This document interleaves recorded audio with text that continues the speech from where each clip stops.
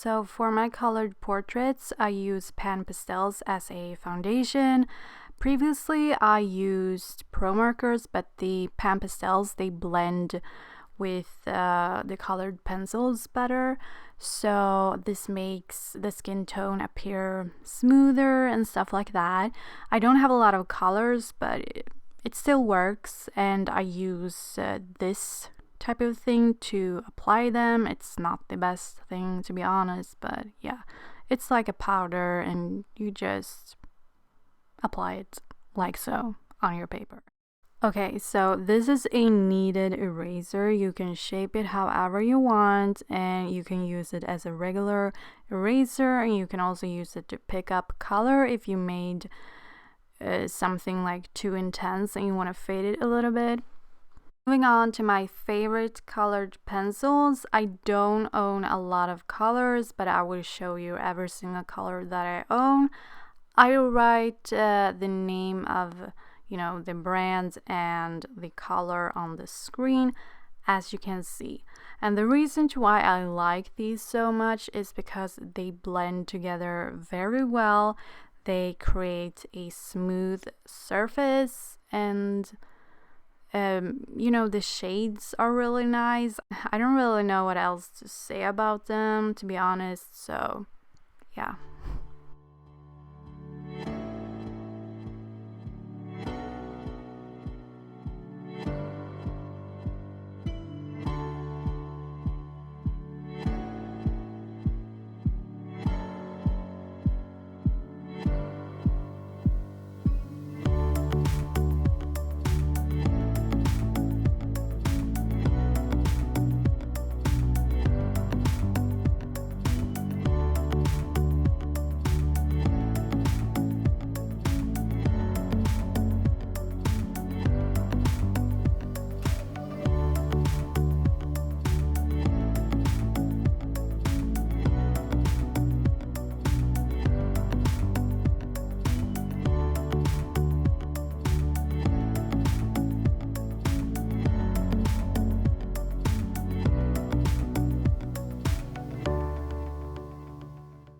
This color is not included in my full Polychromos set that I will show you in a bit, so I'm including it here, and it's in the color Cinnamon. This mechanical pencil has a 0.3 millimeter tip, and it's great for sketching and also for drawing details when you want to draw it realistically with graphite. This is just a black marker pen with a really fine tip, which I forgot to film. I'm sorry, but I only use it for small details, when I want something to be really black or for outlines or something. And this is a white gel pen. It's very affordable, and I use it for the eyes mostly to create this water-like effect. I don't even know how to explain it, but I'm sure you know what I mean. And also you can use it for other details when you want something to be really white. And this is a pencil eraser, very self-explanatory. You can use it for details, and yeah. And this is a blender stick. You get a package of 2, and you use it for colored pencils mostly, I guess.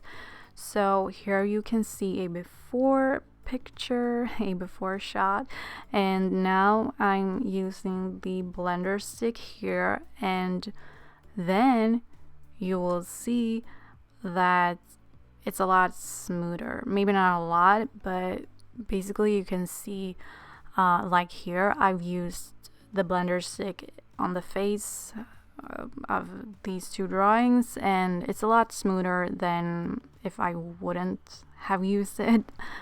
These are just some graphite pencils. I will not talk about them in this video because I already have a video where I talk a lot about graphite pencils and my graphite art materials, so I will link it in the description box. You should check it out. Here's my set of Polychromos. I don't use the pencils in here a lot anymore.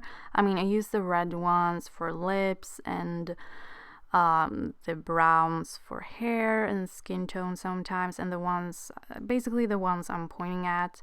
The gray ones are really good to draw the eyeball, and I use, you know, the greens and the blue for eyes sometimes, but yeah.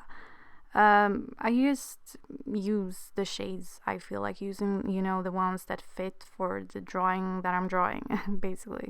This is the black paper I use when I draw on black paper, which is not very often, but yeah, I usually don't use any fancy papers at all. This is my most fancy paper, I guess, like the most fancy brand, I guess. I really like this brand. It has good pencils and stuff like that as well. So yeah, this is the paper I use for painting. I think you can only get it in Sweden, but yeah, it's not fancy, so you don't really need it. You can get anything, I guess.